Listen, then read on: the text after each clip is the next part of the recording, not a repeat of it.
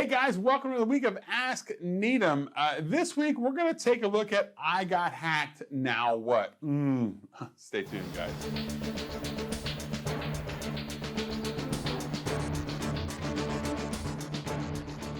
All right, guys, let's get serious for a little bit.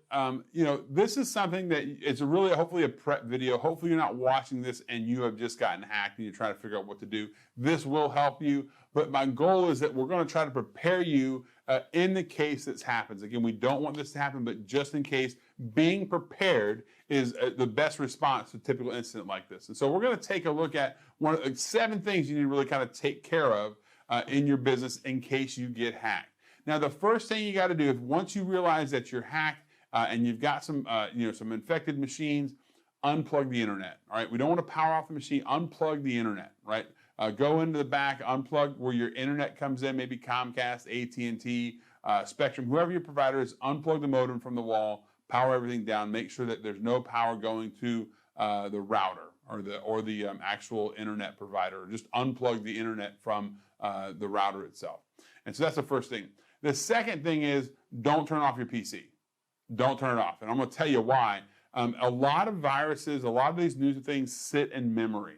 And so if you want us to be able to find out what happened, don't turn off the PC because I'm going to need to be able to look at what's in memory because a lot of these applications reside in memory now, not on your local PC. The third thing you want to take a look at is shut down your network gear. So not only are we going to shut down our internet, but we're also going to plug our network switches, unplug power. Don't unplug all the Ethernet cables from them. That's going to be a mess if we have to turn everything back on. Just unplug power from all your Ethernet switches. Unplug every piece. We don't want the device, we don't want it to spread across the network, and that's why we're going to unplug that piece. Once you've kind of gotten all the best that you can do to stop it from propagating through the network or expanding through your office is to call somebody, call an expert. If you don't have an IT expert, if you don't have a cybersecurity expert, find one, have them on speed dial, set up a contract, whatever you need to do. Just make sure you've got somebody because I'm telling you guys, if this is not on your top of mind, you will get hacked. This will happen to you. It's not a matter of if, it's a when.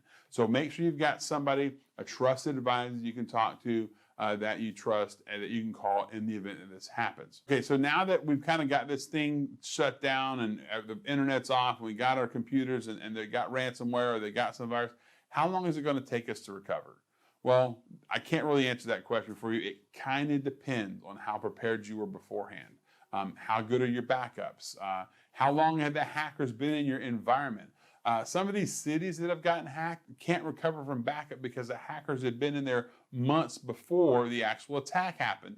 Deleted their backups, got rid of all their backup data. You know, the backups looked like they were going okay, but they actually deleted what was being backed up. So the backups are being successful, right? But they went from backing up, let's say 40 terabytes of data to only backing up 300 maybe megs of data. And so if someone's not being digging into their backups and understanding what's actually being backed up or actually testing the backups, then it's going to really depend on what they're able to do. If you don't have an offline backup method like going off site to tape or having an offline system that when the backup's completed, the storage volume gets changed out or a virtual tape library or something like that, there's really no way if a hacker gets inside that you can prevent them.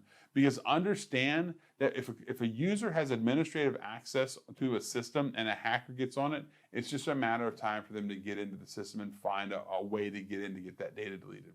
So again, it's not impossible. It's just you got to make sure that we do the right things to protect ourselves. So the incident response can take anywhere from a day up to 7, 8 days, a week, a month. It really depends on how much data is involved. If you're not able to recover from backup, then we've got to wait for insurance companies and all these other things if you don't have these things in place to recover. So again, make sure that you understand what is involved in getting your data recovered from backup. If you don't have backups, if you haven't tested them, test them now.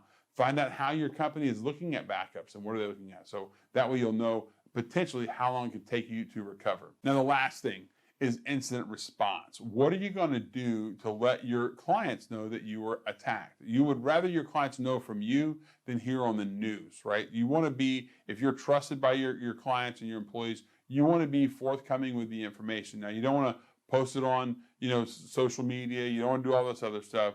You call your clients, call your top 10 clients, send an email out to the folks, let them know what happened, let them know if there was any data breach if you're unaware, and then let them know how long you think it's going to be to get back up and running.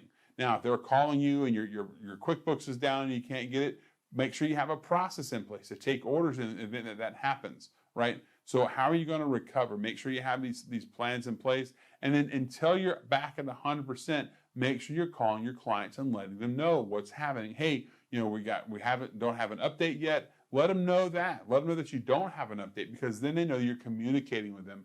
I can tell you this, the more that you communicate with your clients, the better you're going to be off, because they'll know that they're kept in the loop. Guys, I really hope this doesn't happen to you. I hope you're seeing this from a preparation standpoint and not at the last minute because you need help. If you do need help, please reach out to us and we'll try to give you a hand. Hopefully, if you need help on the prep side, but if you need help now, reach out to us. We can give you a hand. Reach out to us online at www.kotoritechnologies.com. And guys, please stay safe out there. Take care.